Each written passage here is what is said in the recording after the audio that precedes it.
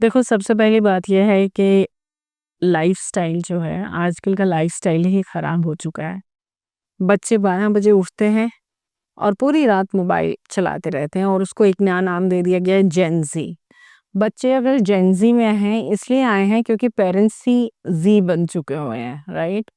Parents को अपनी duty कहीं न कहीं समझनी होगी, क्योंकि जैसे पेरेंट्स करते हैं बच्चे उसी को अल्टीमेटली फ़ॉलो करते हैं। अब देखना जिन घरों में नॉन-वेज खाने की प्रथा नहीं होती तो आगे बच्चे जाके नॉन-वेज नहीं खाते हैं क्योंकि प्रथा नहीं है ना?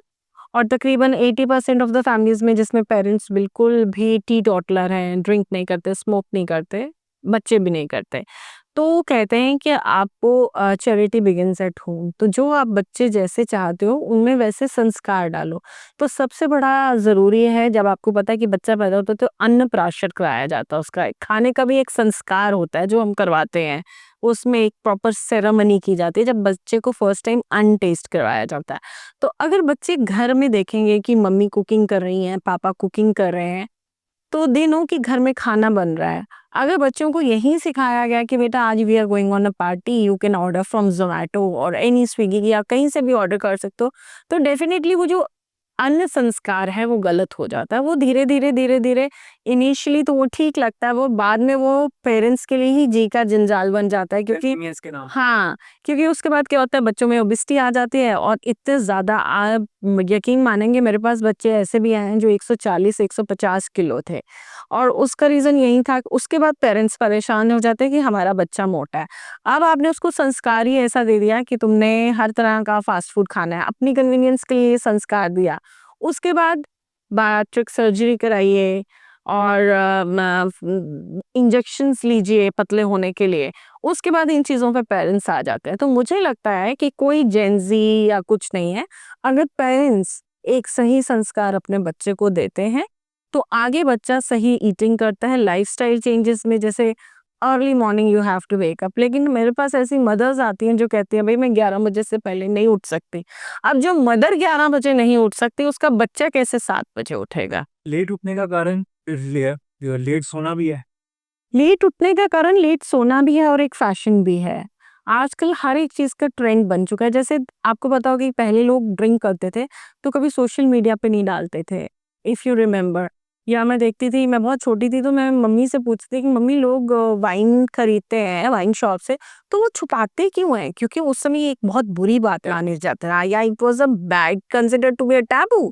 और आज देखिए सोशल मीडिया पे, जैसे मैं फेसबुक खोलती हूँ या इंस्टा खोलती हूँ, तो मदर्स जो हैं वो हुक्के के छल्ले बना के उड़ा रही होती हैं और कोई भी उसके ऊपर कहते हैं ना कंट्रोल नहीं है। इट इज टोटली ट्रांसपेरेंट, उनके बच्चे भी देखते हैं। तो बच्चों को तो लगेगा ना ये बिल्कुल सही है, मम्मी कर रही है, पापा कर रहे हैं, तो हम क्यों नहीं कर सकते? लेकिन हम जितने भी खराब हो, हम चाहते हैं कि हमारे बच्चे जो हैं वो बिल्कुल सही रास्ते पर चले। लेकिन अगर आप खुद खराब हैं, बच्चे कभी सही रास्ते पे नहीं चलेंगे।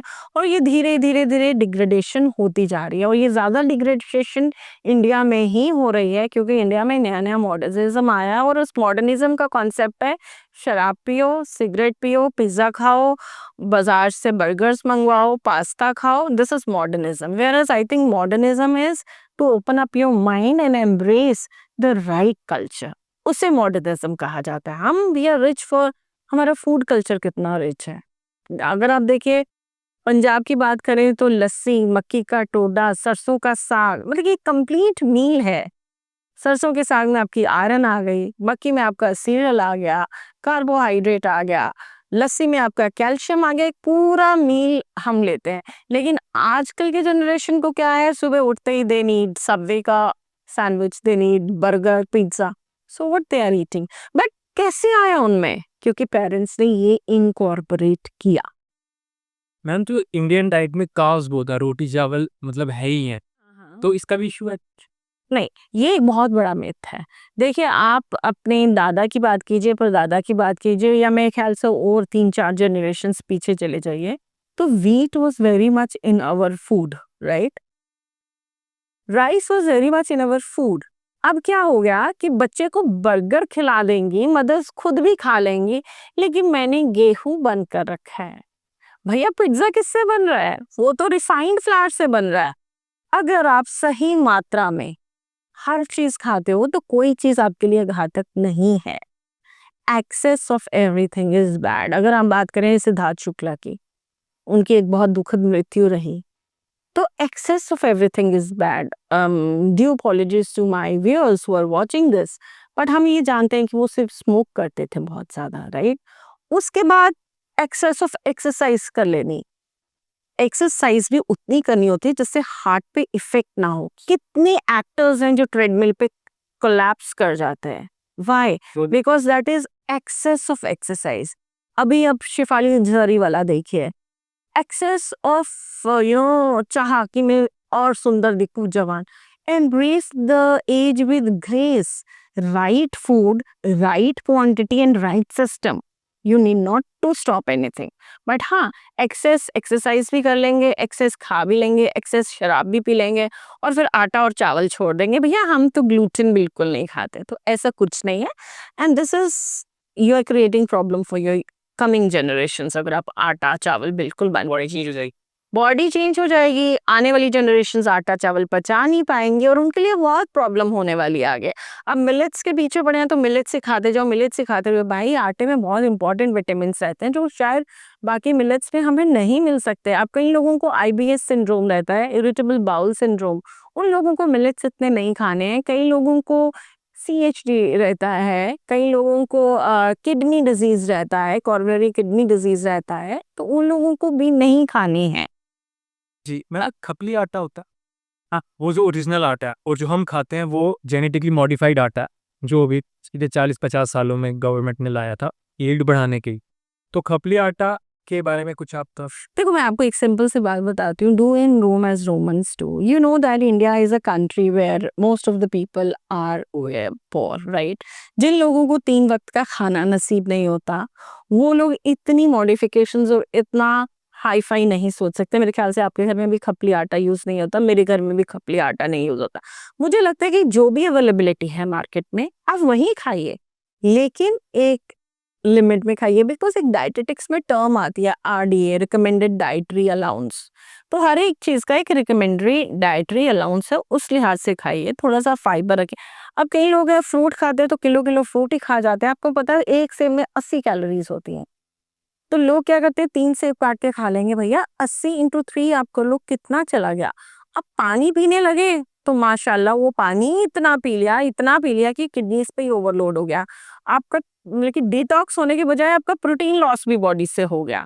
तो everything has its own limit and you have to set those limits.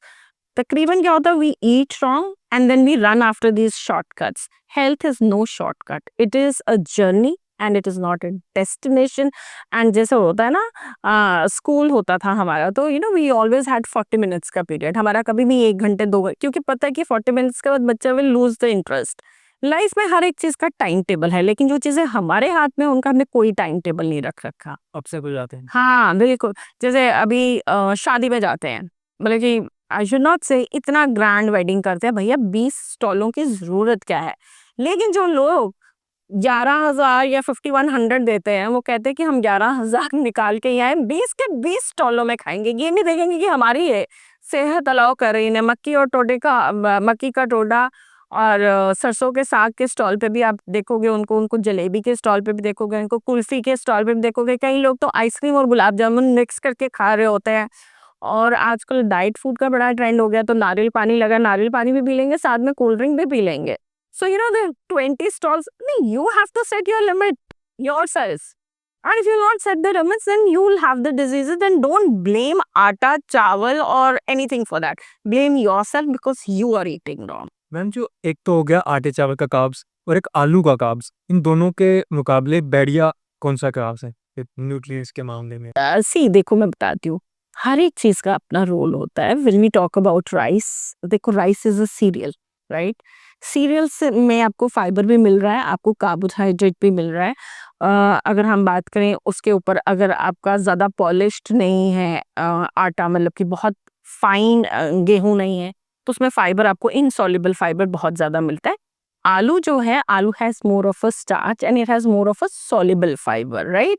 But आलू विलेन इसलिए बन जाता है व्हेन वी फ्राई द आलू, क्योंकि आलू के डिफरेंट तरीके हैं बनाने के। आप फ्राई करके बनाते हो, आप दही डाल के बनाते हो, आप एक उसकी आप फिंगर फ्राइज, फ्रेंच फ्राइज बनाते हो। तो these are the basically bad ways of cooking आलू। If you just boil the aloo and put namak and mirchi in it, it's okay. But yes, rice and atta is a complete nutrition, whereas aloo is not a complete nutrition. It is more of a carbohydrate and soluble fiber. मिर्ची की अब बात आई ना, मिर्ची हरी मिर्ची कहते हैं कि वो उतनी खराब नहीं लगती, थोड़ा बहुत सेहत तो फायदा देती है। जी, उसके बारे में थोड़ा सा देखिए हरी मिर्ची में विटामिन सी रहता है। जी So vitamin C is actually considered to be something which increases your immunity levels, right? तो हरी मिर्ची आप खा सकते हैं, लेकिन हर एक चीज़ की जैसे कि आपको लिमिट होती है। अब आप हरी मिर्ची ज़्यादा खाएँगे तो definitely there will be chances that you can have these ulcers in your stomach, right? और उससे कई बारी आपको स्टूल्स पास करने में भी प्रॉब्लम आती है, कई लोगों को फिशर्स हो जाते हैं।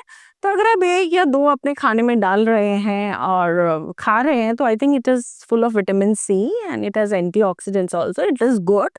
बट येस, जस्ट 1 या 2। अब आपको हो कि वो you are eating too much of it, then it cause जी काम जो लाल मिर्ची पाउडर आता है, प्रोसेस होता है, वो शायद काफ़ी मिलावट भी होगी। उसका तो मुझे कोई बेनिफिट नहीं लगता except taste and colour. Yes, उसका कोई बेनिफिट नहीं है except for taste and colour, you are right. But एक मिर्ची आती है जो कूटी हुई होती है, लाल मिर्ची, if you know, so it is also rich in fibre. So वो अगर थोड़ी सी आप डाल देते हैं, देखो एडल्ट्रेशन तो डेफिनेटली जो रेड मिर्ची पाउडर आता है उसमें एडल्ट्रेशन होता है, क्योंकि जब भी हम खाने की बात करते हैं we say that food should be palatable, right? Palatable means कि देखने में भी सुंदर लगना चाहिए, खाने में भी टेस्टी लगना चाहिए, उसका कलर भी होना चाहिए, जब आप एक टेबल पे देखते हैं, एक येलो चीज है, एक रेड चीज है और एक ग्रीन चीज है, यू थिंक यार कितना अच्छा सेटअप है। तो वो पैलेटेबिलिटी के लिए लाल मिर्ची डाली जाती है। अगर फ्लेवर के लिए डालनी हो तो आई थिंक हरी मिर्ची भी वैसे ही काम करती है।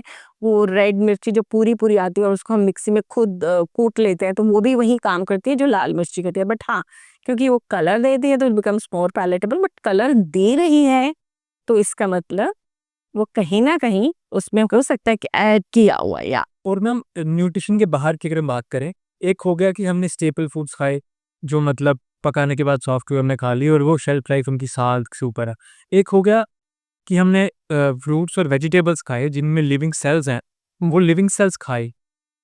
वो स्पेशली मुझे लगता है कि उसकी एक वाइब्रेशन वो शायद ज़्यादा शरीर को फ़ायदा देनी चाहिए, लिविंग सेल्स जब हम खाते हैं। देखिए यहाँ तक आपने फ्रूट्स की बात की है। फ्रूट्स जो हैं they are rich in antioxidants, right? Antioxidants में वो रिच होते हैं। एंटीऑक्स थोड़ा सा एक्सप्लेन कर। देखो हमारी बॉडी में बहुत सारे टॉक्सिन्स बनते हैं, राइट? जैसे कहते हैं कि बहुत ज़्यादा टॉक्सिन्स हो जाएं बॉडी में तो कई बारी क्या होता है कि आपको इन्फ्लेमेशन हो जाती है बॉडी में। से कैंसर भी हाँ, और फिर इन्फ्लेमेशन से कैंसर हो सकता है। बहुत ज़्यादा टॉक्सिन्स हो जाए उनसे कैंसर हो सकता है ना? तो जो एंटीऑक्सीडेंट्स होते हैं ये टॉक्सिन्स रिमूव करने में हमारी हेल्प करते हैं और हमें इम्यूनिटी देती है। जैसे कई लोगों को बहुत ज़्यादा खांसी होती है, एलर्जी है, ये भी टॉक्सिन्स की वजह से एलर्जी है। तो डॉक्टर तकरीबन आपको एंटीऑक्सीडेंट दे देता है in form of a tablet. तो ये जो फ्रूट्स होते हैं they are rich in vitamins, they are rich in minerals, but at the same time they are rich in antioxidants. तो यहाँ तक वाइब्रेशंस की बात है वो सात्विक बात होगी, वो उसको हम स्पिरिचुअलिटी के साथ जोड़ सकते हैं कि we are eating the living cells and they can have that is concerned with spirituality more. But if we talk in the terms of science, fruits are though very good for health, but at the same time the only problem with fruits is that they should be taken in limited quantity because they contains fructose, और fructose जो है ultimately converts into sugar and sugar in any form is not good for health। जैसे कई लोगों को diabetes हो जाती है तो डॉक्टर्स तकरीबन कह देते हैं भैया आपने आम नहीं खाना, आपने ये नहीं खाना, है तो वो इनडायरेक्ट शुगर बट है तो वो शुगर ही है। तो वही जैसे मैंने आपको बोला कि लोग एक 80 कैलोरीज होती है एक सेब में, अगर 3 खा लोगे तो देखो कितनी कैलोरीज आपके। तो एक डायटेटिक्स में हमारा कहा जाता है कि you should take 50 grams of a fruit in a day और max to max 100 grams of a fruit in a day. But watermelon के सीजन में लोग किलो किलो अकेले ही खा जाते हैं, है ना? So yes, fruits do have good effects, but compared to fruits, vegetables are much more beneficial. तो मैम वही लिविंग सेल्स पे मैं रखना चाहूँगा बात कि आपने जैसे चक्रास की भी पढ़ाई करी है, आयुर्वेद की भी पढ़ाई करी है। तो मुझे लगता है जब हम लिविंग सेल्स या लाइव कुछ खाते हैं, तो उसकी एक फ़ील अच्छा फ़ील होता है काफ़ी हमें, और एक तरफ हमने पका हुआ कुछ खाया, पकवान, मसाले, स्वाद अच्छा है। लेकिन कहीं न कहीं जब हम कुछ लाइव कुछ खाते हैं ना रॉ, तो सी रॉ खाने का बहुत फायदा है क्योंकि जितना भी आपका विटामिन्स है, मिनरल्स हैं, वो डायरेक्टली बॉडी में अब्सॉर्ब हो रहे हैं। कुकिंग में वही चीज़ें किल हो जाती हैं, बहुत सारी चीज़ें जो हैं वो किल हो जाती हैं, बहुत सारे विटामिन्स किल हो जाती हैं। फिर उसके लिए हमें ढूँढना पड़ता है डिफरेंट टाइप्स ऑफ वेसल्स, हम किसमें उसका कुक करें, किसमें उसको कुक नहीं करें, कैसे खाएँ। ओवर कुकिंग की वजह से भी फूड कई बारी बिल्कुल ही बेकार हो जाता है, आपका उसका कोई न्यूट्रिटिव वैल्यू रहता नहीं है। तो येस, लिविंग से मतलब कि when you eat a whole fruit without cooked, that is very good. लेकिन इसमें भी एक ब्रैकेट आ जाता है। वो ब्रैकेट ये है कि कई लोगों को जैसे कुछ सिंड्रोम्स होते हैं, जैसे आईबीएस सिंड्रोम है, या कई लोगों को इसका थोड़ा-सा explain irritable bowel syndrome, that is कि आपने कुछ भी खाया तो you have to go to toilet. एकदम ही वो हो जाता हाँ, मतलब कि आपको एकदम बाथरूम जाना पड़ता है, यू जस्ट पास टू। है, डायरिया टाइप। हाँ, डायरिया टाइप कह लो, या आपका पेट लूज़ हो जाता है। तो अगर हम आयुर्वेद की बात करें तो वेद में जो वात प्रकृति के लोग होते हैं, त्रिदोषा होता है, वात, पित्त, कफ। तो वात प्रकृति के जो लोग होते हैं, उनको ये प्रॉब्लम होती है। तो उस केस में हम कहते हैं कि आप फ्रूट्स को भी थोड़ा-सा कम कुक करके खा लीजिए, स्टू कर लीजिए, है ना? तो ये भी बॉडी टू बॉडी डिपेंड करता है कि किसको क्या चीज़ सूट करेगी और किसको नहीं करेगी। अगर मेरे दर्शक मुझे सुन ही रहे हैं तो मैं उनको ये बता दूँ कि अगर आपको लगता है कि आपको बार-बार बाथरूम जाना पड़ता है, you are eating anything, you going to pass twos, it means that you have irritable bowel syndrome. In that case आपको रॉ फूड कभी भी सूट नहीं करेगा, कभी नहीं करेगा। इवन हाँ, फिर आपको खीरा भी सूट नहीं करेगा। खीरे को भी आपको थोड़ा-सा सौटे करके खाना पड़ेगा ताकि वो ईज़िली आपको डाइजेस्ट, बिकॉज़ कोई भी चीज़ हम रॉ खाते हैं ना, वो डाइजेस्ट करना थोड़ा-सा मुश्किल आता है। कई बारी आप देखना कि आप थोड़ा फूड ज़्यादा खा लेते हो तो आपको हिचकी, हिकअप्स आने शुरू हो जाते हैं। व्हाई? कई बारी मम्मी कहती है कि, "ओ भाई इतना अमरूद मत खाना, तुझे पेट दर्द हो जाएगी।" क्यों? क्योंकि वो पचने में, डाइजेस्ट करने में मुश्किल होता है। तो उसके लिए भी आयुर्वेद गिव्स डिफरेंट डेफिनेशन के, डिफरेंट कॉम्पोजिशन के लोग, बॉडी कॉम्पोजिशन के लोग डिफरेंट तरह की चीज़ें खा सकते हैं। तो जैसे हम पित्त दोष के लोग हैं, वो कच्चा जितना मर्ज़ी खाएँ, या फॉर दैट मैटर कफ प्रकृति के लोग हैं, वो भी कच्चा खा सकते हैं। बट वात प्रकृति के लोग, जैसे आप हैं, आप बहुत ज़्यादा पतले हैं, राइट? और मुझे लगता है लोग कहते होंगे, यार तू खाता है, तेरे को लगता ही नहीं है ना? टाइप्स कहते होंगे। तो आपकी अगर मैं बॉडी एनालाइज करूं तो इट इज मोर ऑफ अ वात टाइप। तो अगर आप भी कोई चीज कच्ची खाएंगे ना ज्यादा, तो वो आपको सूट नहीं करेगी। ठीक। सो इट्स लाइक तो पतले लोगों के लिए स्पेसिफिकली अगर हम कहें कि किस तरीके की डाइट खाएँ जिससे जो मसल है वो भी थोड़े गेन हो, और मेन ये है कि वो बॉडी जो खा रहे हैं क्या लगे, क्या चीज़ रही? देखो, सबसे पहली बात है रेगुलरिटी ऑफ मील्स। जो पतले लोग होते हैं वो क्या करते हैं कि हो सकता है ब्रेकफास्ट में 4 पराठे खा लें, दोपहर में कुछ खाएँ ना, मैंने सवेरे बड़ा हैवी ब्रेकफास्ट किया। Regularity of meals is very important. Small frequent meals in equal intervals, that is very important. Secondly, उससे पहले आप अपना लिपिड प्रोफाइल ज़रूर कराइए, ताकि कई बारी क्या होता है कि हम दिखते पतले हैं बट हमारा वाइजरल फैट होता है। वाइजरल फैट हो गया इंटरनल फैट। कई लोग बहुत पतले होते हैं तो भी उनको कोलेस्ट्रॉल होता है, कई लोग बहुत पतले होते हैं तो भी उनको फैटी लिवर होता है। तो सबसे पहले you have to go through your lipid profile. You have to go through your lipid profile. Once you are done with your lipid profile, then you can just analyze, और उसके बाद आप अपना फूड डिसाइड करें। Proper एक digestion design करवाइए, और design में आपको एक प्रोटीन की मात्रा प्रॉपर रखनी होगी, 0.8 ग्राम्स पर body weight, like KG body weight. Protein का बेहद ध्यान रखना है। कार्बोहाइड्रेट से आपको डायरेक्ट एनर्जी आती है। अब कई लोग मेरे पास आते हैं डाइटिशियंस का डाइट प्लान लेके, जो लोग पतले होते हैं, बर्गर्स, पिज़्ज़ाज़ डाइटिशियंस उनको दे देती है, बट दैट इज़ वाकई में डाइटिशियंस बोलते हैं कि भाई बर्गर पिज़्ज़ा खाओ। हाँ, बिल्कुल बोलते हैं। जो लोग पतले होते हैं उनको कहते हैं कि ये खाओ तो मोटे हो जाओगे। बट हमें किसी को भी मोटा करना है तो हमें हेल्दी वे में पतला करना है, जिसमें उसको प्रोटीन भी जाए, limited RDA recommended dietary allowance के मुताबिक उसमें कार्बोहाइड्रेट जाए, और आरडीए के मुताबिक ही उसमें फैट जाए। अब अगर आप पिज़्ज़ाज़ और उससे मैगी से, नूडल्स से किसी को मोटा करना शुरू हो गए, तो वो ये मोटापा फेस पे, बॉडी पे आए ना आए, पर लिवर और हार्ट को ज़रूर इफ़ेक्ट करेगा। तो go to a dietitian, get your diet plan properly planned and yes, sugar भी लिमिटेड, क्योंकि कई बार क्या होता है, हाँ, तू शुगर ले लेना, उसमें इतने चम्मच शुगर डाल देना, ये कर देना, वो सब। हाँ, राइट। सो नहीं। ना फैटी लिवर की बात पे कहा जाता है कि फैटी लिवर की जो एक सिंगल दवाई है जो इफेक्ट करती है वो है coffee without milk and sugar. Yes, black for coffee detoxes your liver and it is really very good. But again, लोग 3-3 4-4 वाली पीते हैं, जिससे क्या होता है, उनको रात को नींद नहीं आती है, उनको वो देख रहा हो उनको माइग्रेन हो जाता है, उनको स्ट्रेस ज़्यादा हो जाता है, क्योंकि नींद नहीं आ रही है तो स्ट्रेस तो होगा ही होगा। That should be twice a day, that's it. और उसके अलावा अगर हम आयुर्वेद की बात करें तो आयुर्वेद कहता है कि हल्दी, कच्ची हल्दी का पानी अगर हम बॉईल करके लेते हैं, वो बहुत अच्छा है फैटी लिवर के लिए। आंवले का जो पानी है, आंवला जूस जो है, that is also very good for fatty liver. आंवले का जूस, ठीक है। तो मैम जो कॉफी की हमने बात करी वो खाली पेट ब्लैक कॉफी लेनी चाहिए या किस तरीके से पे? खाली पेट तो बिल्कुल ब्लैक कॉफी नहीं लेना चाहिए। आप सोचिए कि आप सोए हैं, यू आर स्लीपिंग, और मैं आके आपके ऊपर गरम गरम पानी डाल दूंगी, तो आपको कैसा लगेगा? How would you feel about वो तो शॉक की तरह होगा। शॉक की तरह। इसी ढंग से जब आप रात को मतलब कि सो के उठते हैं, तो आपकी बॉडी पूरी रात एक रेस्टिंग फेज में है। तो जैसे ही उठे आपने उसको कहा ले coffee, and how your body is going to react, you can just imagine.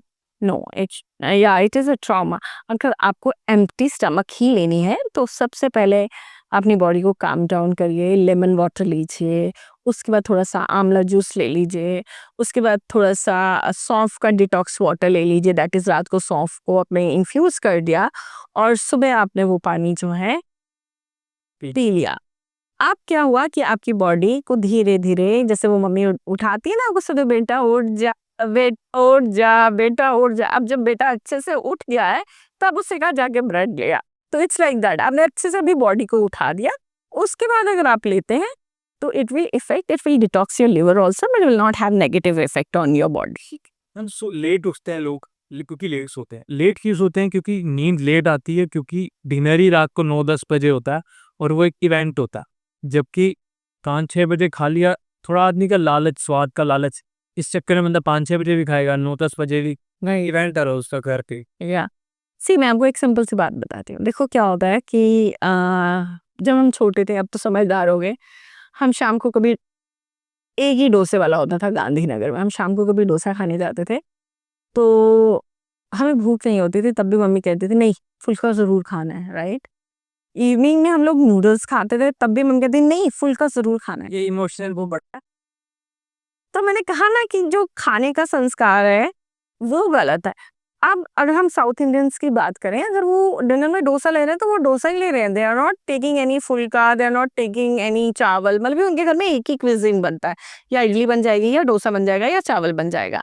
अब नॉर्थ इंडियंस में बहुत बड़ा इशू है, और इवन महाराष्ट्रियंस, अगर उन्होंने पोहे खा लिए तो खा लिए, लेकिन अगर हमने शाम को पोहे और चाय पिए, तो हमने रात को फुल्का या फिर राइस ज़रूर लेना है, राइट? साउथ इंडियंस की डाइट बहुत अच्छी है, तो तेल कम होता है, फर्मेंटेड होती है इडली। हाँ, एवरीथिंग इज़ गुड।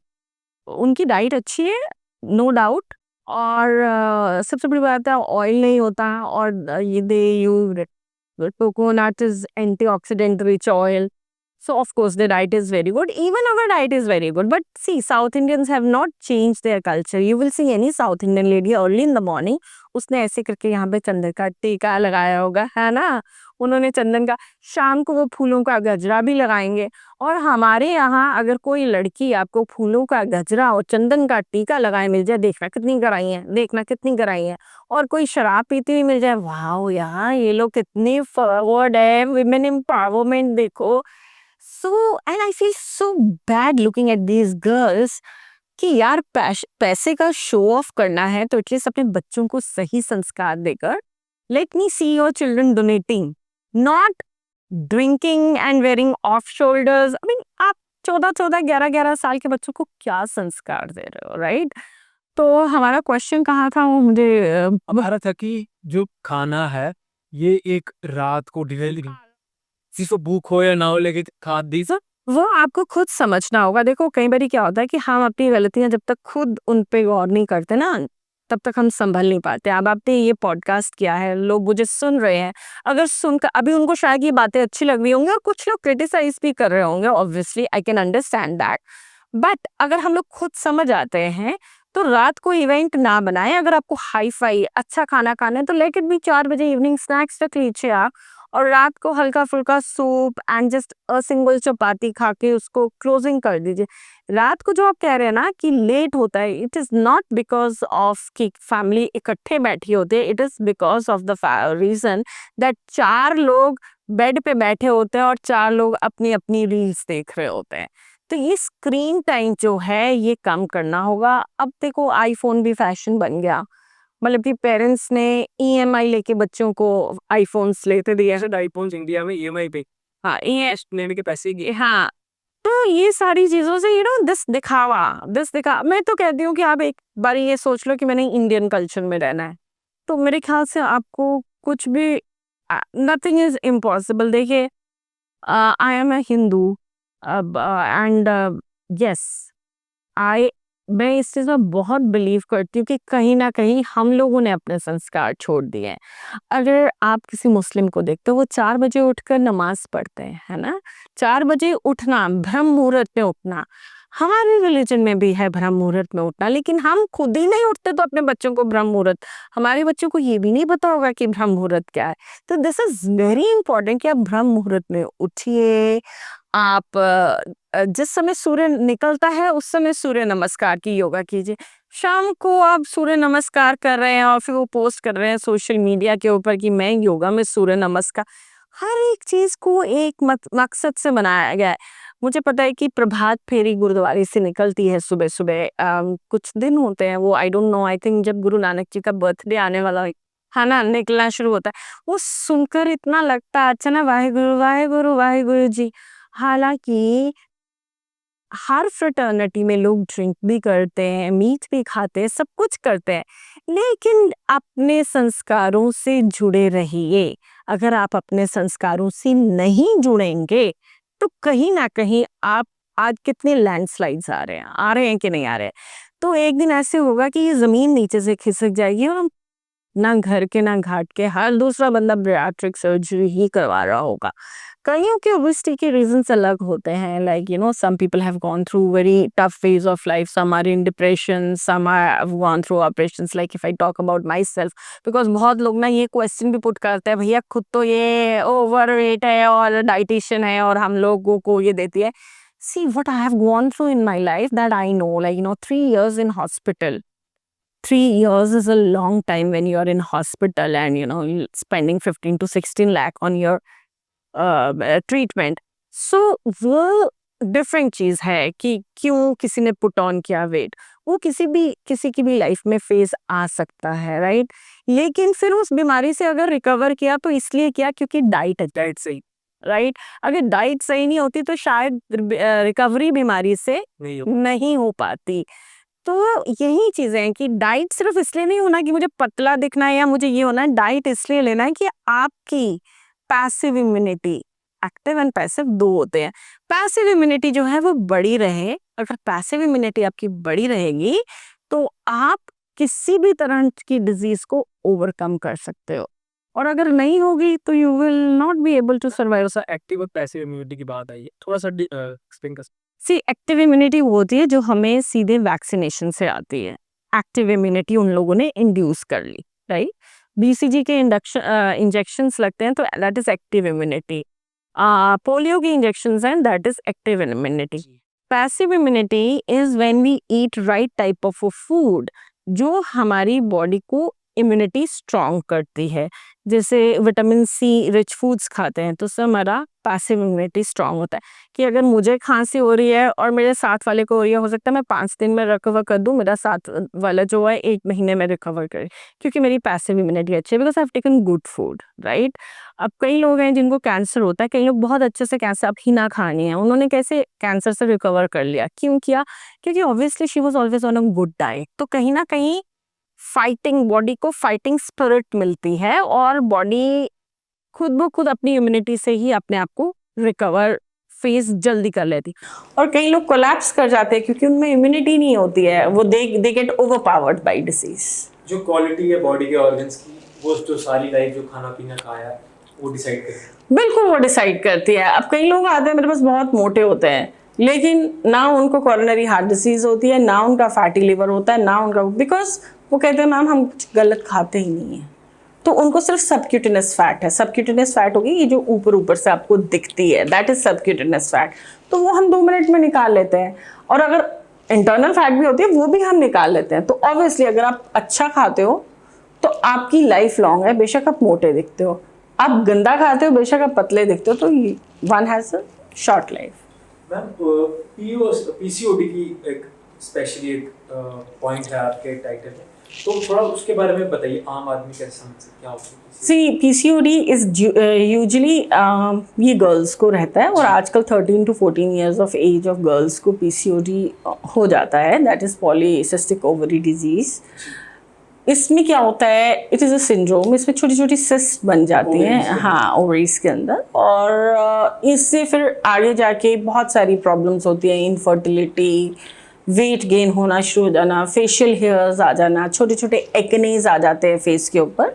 तो ये पीसीओडी। अब पीसीओडी का भी रीज़न यही है, wrong lifestyle, excess of refined carbohydrate, right, hormonal imbalance.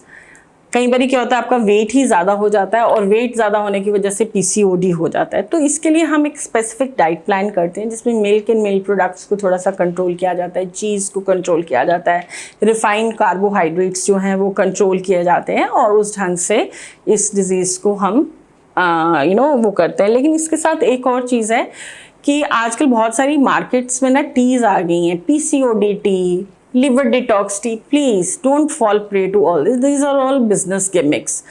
आप पिज्ज़ा खा के आओगे और उसके बाद आप पीसीओडी टी पियोगे तो आपका पीसीओडी ठीक नहीं होने वाला। टी से याद आया ना, दूध। हम बचपन सुनते हैं दूध पियो, दूध अच्छा है, ये है वो है, लेकिन बेसिकली ना दूध का शायद टेस्ट अच्छा है या जो भी उसमें चीनी मिला के शायद डेलिबरेटली ये चीज़ हमें बेची जाती है, लेकिन दूध क्या वाकई में अच्छा है? देखो दूध के ऊपर बहुत कॉन्ट्राडिक्शंस हैं, राइट। डॉक्टर्स कहते हैं जब कैल्शियम लाइक लोगों को घुटनों में दर्द शुरू होता है, भैया कम से कम 1 किलो दूध पियो। नहीं, I am telling you. And dietitians कहती हैं कि दूध नहीं पियो, राइट, बिकॉज दूध is more of acidic in nature, right. So as a dietitian I don't recommend milk. Milk जितना कैल्शियम तो आपको मोरिंगा लीव्स में भी मिल जाता है। एंड मोर ओवर कई लोग हैं जिनको पता ही नहीं होता, वो लैक्टोज इंटॉलरेंट होते हैं, राइट। और वो जैसे ही दूध पीते हैं उनको बर्पिंग स्टार्ट हो जाती है, उनके पेट में ब्लोटिंग हो जाती है, उनको लूज मोशन स्टार्ट हो जाता है।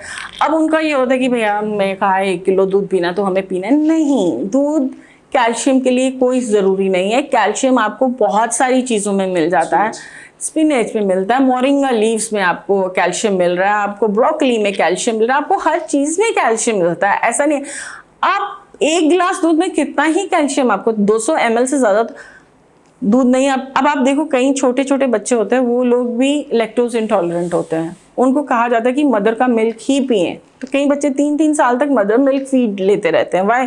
Because they are not able to tolerate the milk. And आजकल गायों को इतना ऑक्सीटोसिन जैसे हार्मोन्स इंजेक्ट किए जाते हैं सेकेंडरी, तो ऑब्वियसली वो हार्मोन्स कहीं ना कहीं हमें भी इफेक्ट करते हैं। इतना एडल्ट्रेशन है मिल्क में। So, as a dietitian, I don't recommend milk, but yes, I honor the verdict of the doctors, and if doctors suggest any of my clients to take milk, I don't contradict that, I don't stop them. I tell them to take, and yes, if there are any consequences, then we just mitigate them, we sit and we solve them. Ma'am जो south east Asia है, मतलब Philippines, Thailand, Bangkok, इन इलाकों में dairy product use ही नहीं होते, और वहाँ पर कई बुजुर्गों को घुटनों की या बोन्स की कई दिक्कत आती है। इसमें कोई लिंक है? देखो मुझे नहीं लगता, आपने शायद रिसर्च किया हो, मेरे को इस बारे में कोई इतना नॉलेज नहीं है, पर मुझे लगता है कि वहाँ के लोगों को इशू नहीं आने का एक और काम है कि इंडियंस जो हैं वो बहुत आराम परस्त हो चुके हैं, right. I was there in US for some reason, and when I went to New York I was walking 10,000 steps a day. Why? Because public transport inside the city allowed ही नहीं है, और वो जो रिक्शास थे they are so expensive. वहाँ पे लोगों का ना लाइफस्टाइल वो है eat when you have to eat, sleep when you have to sleep, walk when you have to walk, right. Like 7 बजे उन लोगों का ब्रेकफास्ट होता है, 12 o'clock उनका लंच होता है, 5 बजे डिनर होता है, 7:30 वो लोग लाइटें बुझा के सो जाते हैं, कोई रेस्टोरेंट नहीं खुला होता। यहाँ पे 7 बजे के बाद तो कहते हैं अभी तो सुबह शुरू हुई है, अभी तो पार्टी शुरू हुई है। So I think it's more of a lifestyle issue. सही कहा। और हम बात कर रहे थे कि स्पेशली विमेन के लिए जिनका बाय डिफॉल्ट ब्लड लॉस होना ही होगा, लेकिन वो खाना भी खाती हैं जो सबके लिए बनता है और कई बार लास्ट में खाती हैं, तो एक जो मेजर इशू उनको लॉन्ग टर्म में आएगा। देखो मैं इससे आपको बता दूं कि अब विमेन, एटलीस्ट अर्बन विमेन, मैंने सबके ऊपर तो रिसर्च नहीं किया, बट जितनी मैंने जम्मू की विमेन पर रिसर्च किया, अर्बन कंटेम्प्रेरी सिटी विमेन, वो अब तो कॉन्सेप्ट नहीं रहा है। आजकल तो वो हुक्कों के छल्ले उड़ा रही हैं, सिगरेट पी रही हैं, तो जितना खून बचा हुआ वो भी जला रही हैं, right. But yes, jokes apart, blood loss है, उसके लिए iron rich food is very important. और आयरन रिच फूड के लिए ऑब्वियसली फिग है, डेट है, अगर नॉन वेजिटेरियन है आप तो मीट एंड चिकन भी है, पालक है, जैसे कि हमारी अनार है, चुकंदर है, इन सारी चीज़ों का सेवन करिए। Top of that cook in iron vessel, लोहे की कढ़ाई आती है, उसमें आप कुक करिए और आपका जितना भी लाइक आयरन कंटेंट जो है वो इंक्रीज होता जाएगा। और उसके बाद आप 3 मंथली अपना ब्लड चेक ज़रूर कराइए, CBC कंप्लीट ब्लड काउंट, उसमें आपको पता चलता जाएगा कि आपको आयरन डेफिशिएंसी है, हीमोग्लोबिन का बारे में पता, RBC, WBC सबके बारे में आपको एक रिपोर्ट आ जाएगी। और यहाँ तक बात रही रूरल वुमेन की, जो लोग गाँव में हैं और तो वही है, कैफीन जो है वो आयरन एब्जॉर्ब नहीं होने देता बॉडी में। और तो और even if we talk about urban women, उनको भी इस चीज़ की नॉलेज नहीं है। मैं चाय और परोंठी खा लूँ, तो वो जो परोंठी में अगर कोई आयरन कंटेंट है भी है तो वो चाय जो है किल कर देगी। सो दूध और फुल्का बड़ा मतलब कि मदर्स को रहता है कि मलाई और फुल्का बच्चों को दे देती हैं, दूध और फुल्का दे देती हैं, तो वो भी नहीं करना चाहिए, क्योंकि दूध में कैल्शियम रहती है, तो जो कैल्शियम रिच चीज़ होती है वो भी आयरन एब्जॉर्ब नहीं होने देती। तो lack of understanding, lack of knowledge also leads to many problems. तो यस, हाँ, चाय की बात है मैम, एक तरफ तो हम रिफाइंड शुगर जो सब खाते हैं, कुछ कहते हैं भाई जो जैगरी है, जो गुड़ का पीसा हुआ, क्या वाकई में जैगरी कुछ बेटर है शुगर से, रिफाइंड शुगर से? Sugar is sugar, one thing. Second, jaggery has iron in it. अब मैंने अभी आपको समझाया, कैफीन में आप डाल दो जैगरी, आयरन गई मर। फिर आपने क्या लिया? हाँ, जैगरी वाटर पीना चाहते हो, कभी आप लेमन वाटर पीना चाहते हो, तो रात को गुड़ भिगो दो, सुबह वो गुड़ पिघल गया होगा, उसमें नींबू डाल के पियो, तो चलो विटामिन C भी गई, आयरन भी गई, तो शुगर भी गई, इट्स गुड। बट चाय और जैगरी वैसे भी देखा जाए अपने आयुर्वेद में भी विरुद्ध आहार माना जाता है, और ऐसे भी it's scientifically it has no like licence. विरुद्ध आहार होता है जो 2 चीज़ें आपस में कॉम्बिनेट वेल नहीं करते, जैसे कहते हैं ना शादियाँ होती हैं तो टिबड़े मिलाते हैं, कई बार प्लांट्स के इंजेक्शन में सही राइट। उसी तरह से जैसे आपने देखा होगा कि कहते हैं कि कईयों को जब सफ़ेद दाग हो जाते हैं तो कहते हैं इसने दूध पिया होगा फिश के साथ, हाँ ना, पता है ना।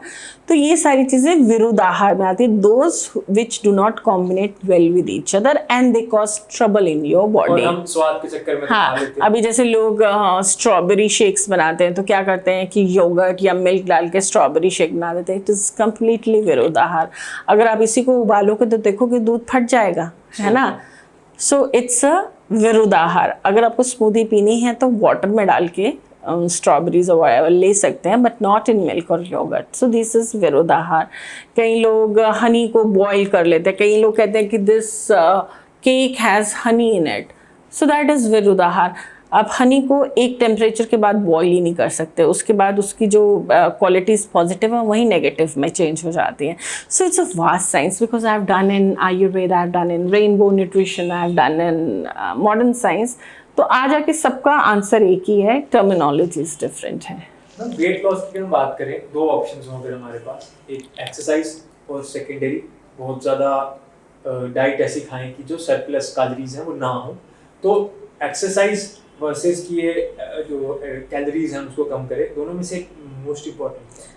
Most important is diet. Reason is this, that diet does not only helps you to lose weight, whereas diet से क्या होता है कि internal organs जो हैं आपके वो स्वस्थ रहते हैं। एक्सरसाइज में अगर आप 100 किलो हो, एक्सरसाइज करना शुरू करोगे, आपकी स्लिप डिस्क हो जाएगी, आपका लिगामेंट फ्रैक्चर हो जाएगा, क्योंकि खुद ही 100 kg के हो आप, खुद सोचो। हाँ, तो अपने भार के नीचे अपने भार के नीचे दब के मर जाओगे सौरव, लाइक यू नो। तो जो स्केलेटन है वो वैसे ही अपने से डबल काम कर रहा है ना। तो इसलिए पहले डाइट करिए, वेट लॉस करिए। फिर लोगों को होता है मेरी स्किन लूज होगी, स्किन लूज नहीं होती है। स्किन में से जब फैट निकलती है, देखो एक बलून है, उसको आपने गुब्बारा फुलाया, जब उसमें से आप हवा निकालते हो तो नॉन लिविंग है ना, तब भी उसमें रिंकल्स आ जाते हैं बलून में, है ना। इसी तरह से हमारी बॉडी में जब बहुत सारा फैट रहता है, जब वो निकलता है तो ये भी एक बलून की तरह रिंकल्ड हो जाती है। उसके बाद अगर आप जिम जाते हैं, आपका मसल बिल्डिंग होगा और आपकी बॉडी टोन हो जाएगी। अब कई लोग क्या करते हैं, मोटापे में ही अपना जिम ज्वाइन कर लेते हैं, कहते हैं हम थोड़ी लीन हो गए लेकिन हमारा वेट नहीं जा रहा। वेट क्यों नहीं जा रहा? इसलिए नहीं जा रहा क्यों कि आपने अपने मसल्स को ही टोन कर लिया, मोटापे में ही आपने अब हम सलमान खान जी का एग्जाम्पल लेते हैं। सुल्तान में सलमान खान जी एक तरफ मोटे आए हैं, एक तरफ पतले आए हैं। जब वो मोटे आए हैं तब भी उनकी बॉडी थुल नहीं है, राइट। जब वो मोटे थे तो he was doing gymming also and he was eating also. जब वो पतले हुए तो he was first on diet and then he gym to tone his body. पहले बॉडी जो फैट है वो रिमूव किया, उसके बाद मसल गेन किया। बट हम लोग क्या करते हैं, साइमल्टेनियसली मसल गेन करना शुरू कर देते हैं, फिर हम ऐसे स्टाउट हो जाते हैं, but we don't lose weight. और मैम अगर कोई एक चीज़ हो, आपके पास ऑप्शन हो कि एक चीज़ ये है, आपको पावर है कि बैन करनी है, तो अभी जो मार्केट में कुछ भी ऐसा मिल रहा है जो आप चाहो कि एक बैन कर दो? देखो अगर मेरे पास पावर हो एक चीज़ बैन करने की, तो मैं सारे रेस्टोरेंट्स को 7:30 के बाद क्लोज कर दूँ। If ever, I mean by God's grace, I don't know. कई बार कहते हैं ना, उम्मीदें हम लोग बहुत लगाते हैं, बहुत सपने देखते हैं। अगर ज़िंदगी में कभी भी मेरे पास कोई ऐसी पावर आई, like you know any power, तो that would be 7:30 no restaurant. And second, they will be all smoke zone free. They will be all smoke zone free. They will be all that free. And yes, one more thing कि मैं 14 years, मैं जैसे US में है, अगर आप देखें कि वहाँ पर लीगल restrictions हैं, मैं ये लीगल restrictions लगा दूँ कि जैसे आजकल पेरेंट्स हैं वो मतलब कि पार्टीज करते हैं, मतलब कि छोटा बच्चा भी उसी पार्टी में गया हुआ है, ड्रिंक वाली में वो भी कर, तो ये लीगल रिस्ट्रिक्शंस लगा दूं that if that is a drink party then children below the age of 14 और 15 विल नॉट बी अलाउड। ठीक है। एक मिथ जो है मैम डाइट के नाम पर या डाइट इंप्रूवमेंट के नाम पर लोगों ने फैलाई हुई है, सबसे बड़ी मिथ है, कोई एक चीज़ जो आप लगता नहीं करता है?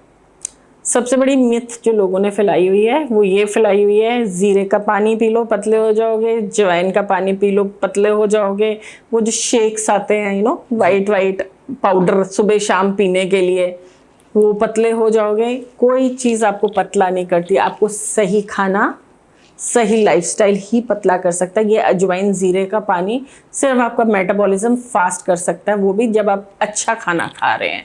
अगर आप गलत खाना खाते हैं, अगर आप पिज़्ज़ा खा के आते हैं और बाद में एक पूरा मग जीरे का पानी पी लेते हैं, तो वो जीरे का पानी कुछ नहीं करेगा। मेटाबॉलिज्म फास्ट होने का मतलब कि जल्दी खाया डाइजेस्ट हुआ नहीं, मेटाबॉलिज्म फास्ट होने का ये मतलब है it is the you know capacity of the body to burn its own calories when it is in its resting state, right.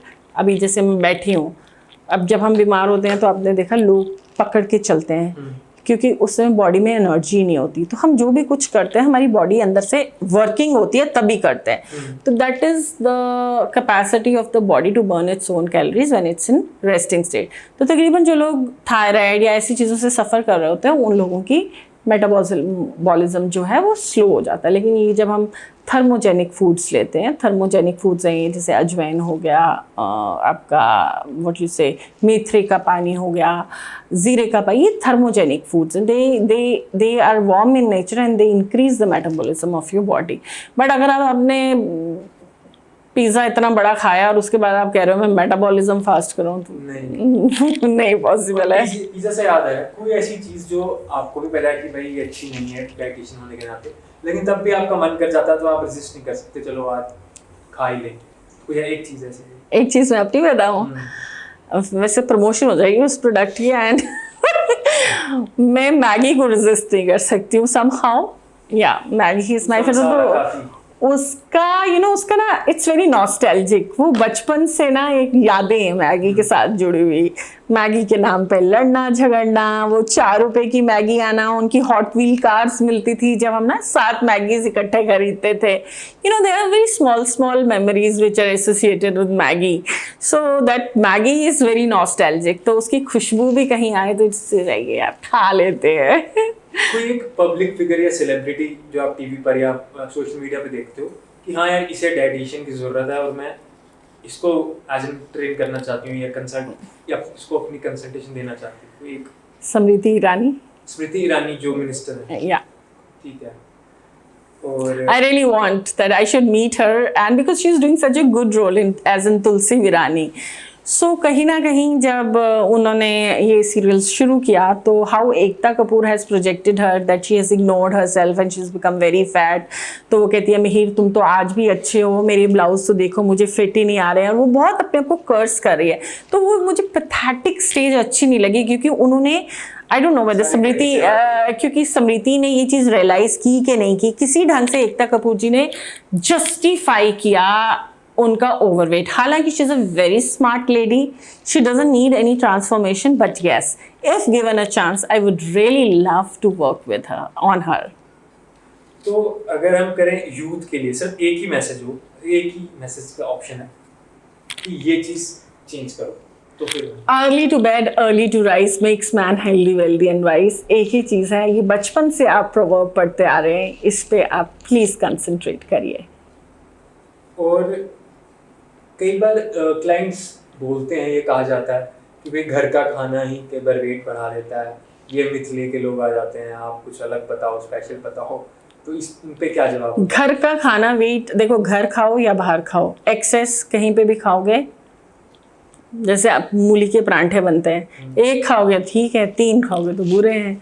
तो घर का खाना यूजुअली वेट बढ़ा देता है अगर आपको कंट्रोल ना हो उस पर। और मैम एक स्पेशल फूड जो रात में तो बिल्कुल नहीं खाना चाहिए, Sugars should not be taken in the night.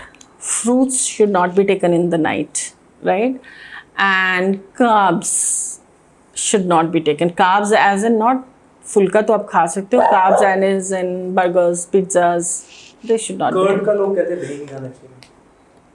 अब कर्ड के 2 मिथ्स आ गए, 2 ट्रूथ्स आ गए। एक आयुर्वेद कहता है कि रात को नहीं खाना चाहिए, मॉडर्न साइंस कहती है कि रात को खाने से कोई प्रॉब्लम नहीं है।